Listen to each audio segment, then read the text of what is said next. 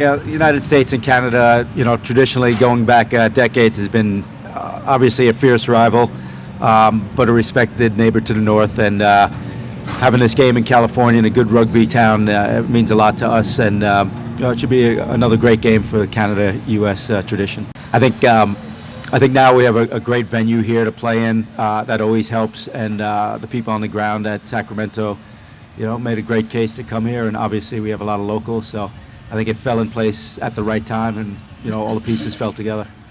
It's always nice to have a little bit of a homecoming.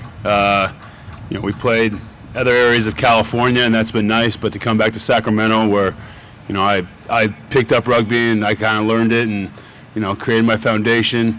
Guys like Eric Fry and I, this could be it's very important for us. We get to play in front of home crowd and our families. So not having to have them travel across the country or the globe to come see us is kind of nice. Stepping on home soil and something that's real close to us is pretty important.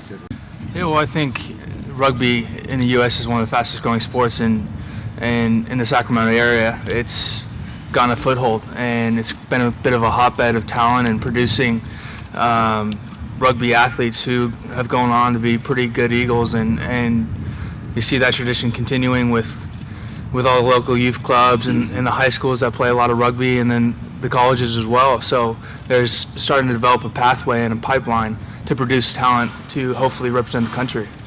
I think my mom's bought about 70 or 80 tickets. Obviously pretty excited because there's, as Lou alluded to earlier, there's not a lot of opportunities for family and friends to travel around the world and see you play. So to be able to do it on your hometown and in front of those, it creates a bit of challenging as well, because there's distractions along with that, so you have to make sure you focus on your own performance and all the stuff that gets you in a position to put in a good performance on the weekend. But at the same time, you do draw a bit of solace and a bit of energy knowing that you have people who love and care about you, watch you play and do what you love to do. Personally, I think it's very telling of the people who coach in the Sacramento area and the people who give back to the rugby community, and that's why it's so strong here.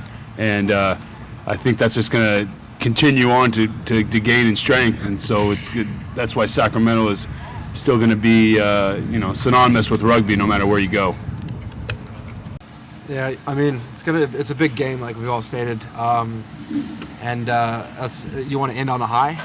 So we're just really looking forward to showing what we have and playing good rugby and showing Sacramento and new rugby fans and old rugby fans the best rugby that both sides can compete at doing.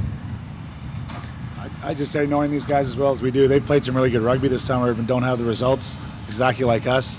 We were really disappointed with last weekend's result, but there were some good things to take from it. So yeah, both teams are looking for a win, and we always do when we play each other. So it's going to be a hard physical affair. There'll be lots of action for the fans to see, and yeah, we're looking forward to it.